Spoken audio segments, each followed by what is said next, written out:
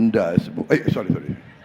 Suatu saat di kelak kemudian hari, kekayaan yang ada dinikmati segelintir orang akan pelan-pelan netes ke bawah. Enggak, sorry. Coba di delete. Friend ya, wartawan kita kompak ya.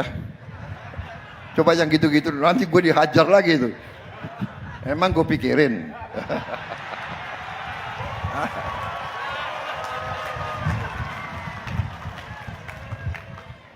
Sudah hari gini kita bicara apa adanya deh. Kalian lebih senang tahu hati saya, benar nggak? Daripada ngomong-ngomong sopan tetap maling, sopan korupsi.